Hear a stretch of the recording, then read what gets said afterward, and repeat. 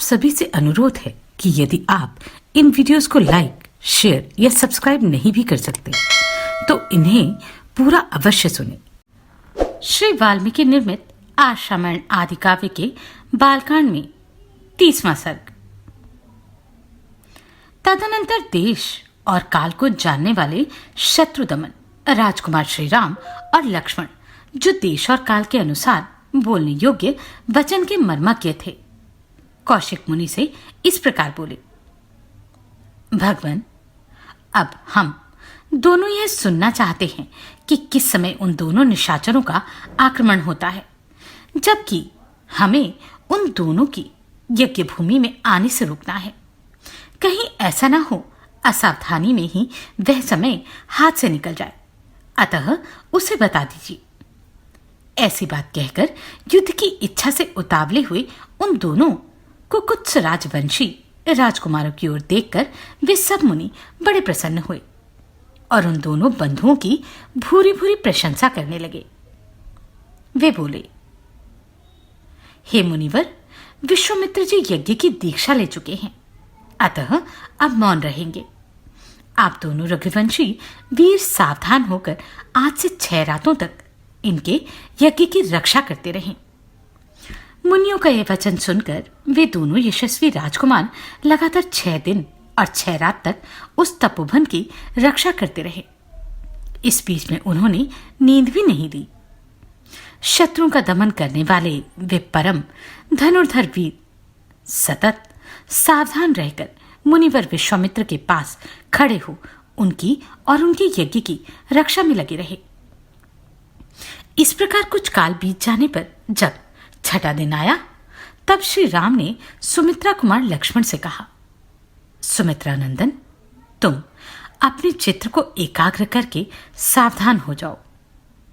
युद्ध की इच्छा से शीघ्रता करते हुए श्री राम इस प्रकार कह ही रहे थे कि उपाध्याय अर्थात ब्रह्मा, पुरोहित, उपद्रष्टा तथा अन्यान्य ऋत्विजों से घिरी हुई यज्ञ की वेदी सहसा प्रज्वलित हो उठी।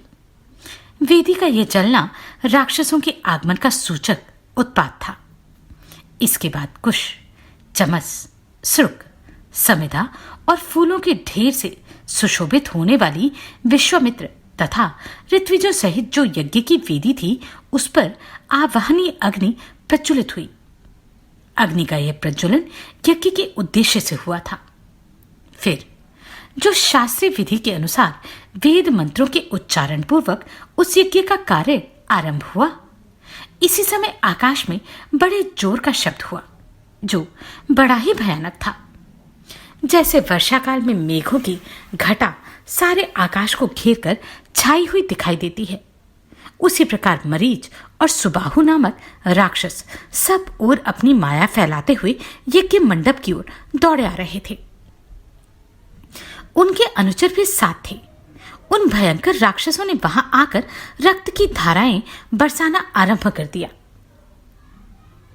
रक्त के उस प्रवाह से यज्ञ वेदी के आसपास की भूमि को भीगी हुई देख श्री रामचंद्र जी सहसा दौड़े और इधर उधर दृष्टि डालने पर उन्होंने उन राक्षसों को आकाश में स्थित देखा। मरीचि और सुबाहु को सहसा आते देख कमल नयन श्री राम ने लक्ष्मण की ओर देखकर कहा, लक्ष्मण, यह देखो, मांस भक्षण करने वाले दुराचारी राक्षस आ पहुंचे। मैं मानवास्त्र से इन सबको उसी प्रकार मार भगाऊंगा जैसे वायु के वेग से बादल छिन्न भिन्न हो जाते हैं। मेरे इस कथन में तनिक भी संदेह नहीं है। ऐसे कायरों को मैं मारना नहीं चाहता। ऐसा कहकर वेगशाली श्री राम ने अपने धनुष पर परम उदार मानवास्त्र का संधान किया।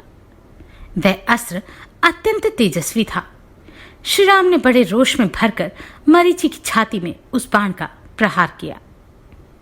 उस उत्तम मानवास्त्र का गहरा आघात लगने से मारीच पूरे 100 योजन की दूरी पर समुद्र के जल में जा गिरा। शीतेशु नामक मानवास्त्र से पीड़ित हो मरीचि अचेत सा होकर चक्कर काटता हुआ दूर चला जा रहा था। यह देख श्री राम ने लक्ष्मण से कहा, लक्ष्मण, देखो, मनु के द्वारा प्रयुक्त शीतेशु नामक मानवास्त्र इस राक्षस को मूर्छित करके दूर ले जा रहा है, किंतु इसके प्राण नहीं ले रहा।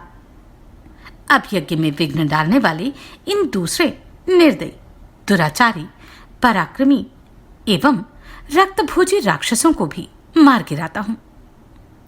लक्ष्मण से ऐसा कहकर रघुनंदन श्री राम ने अपने हाथ की फुर्ती दिखाते हुए शीघ्र ही महान आग्नेयास्त्र का संघान करके उसे सुबाहु की छाती पर चलाया। उसकी चोट लगते ही वह मरकर पृथ्वी पर गिर पड़ा। फिर महायशस्वी परम उदार रघुवीर ने वायव्यास्त्र लेकर शेष निशाचरों का भी संहार कर डाला और मुनियों को परम आनंद प्रदान किया। इस प्रकार रघुकुल नंदन श्री राम यज्ञ में विघ्न डालने वाले समस्त राक्षसों का वध करके वहां ऋषियों द्वारा उसी प्रकार सम्मानित हुए जैसे पूर्व काल में देवराज इंद्र असुरों पर विजय पाकर महर्षियों द्वारा पूजित हुए थे। यज्ञ समाप्त होने पर महामुनि विश्वामित्र ने संपूर्ण दिशाओं को विघ्न बाधाओं से रहित देखकर श्री रामचंद्र से कहा, महाबाहो, मैं तुम्हें पाकर कृतार्थ हो गया। तुमने गुरु की आज्ञा का पूर्ण रूप से पालन किया। महायशस्वी वीर, तुमने इस सिद्धाश्रम का नाम सार्थक कर दिया। इस प्रकार श्री रामचंद्र की प्रशंसा करके मुनि ने उन दोनों भाइयों के साथ संध्योपासन किया। इस प्रकार श्री वाल्मीकि निर्मित आर्ष रामायण आदि काव्य के बालकांड में 30वां सर्ग पूरा हुआ। आप सभी को कोटि कोटि साधुवाद। आपने इन वीडियोस को इतना प्रेम दिया। नमस्कार, मैं आभा शर्मा जावास। यदि आपको मेरा ये प्रयत्न सराहनीय लगा हो तो मुझे सब्सक्राइब करके प्रोत्साहित करें।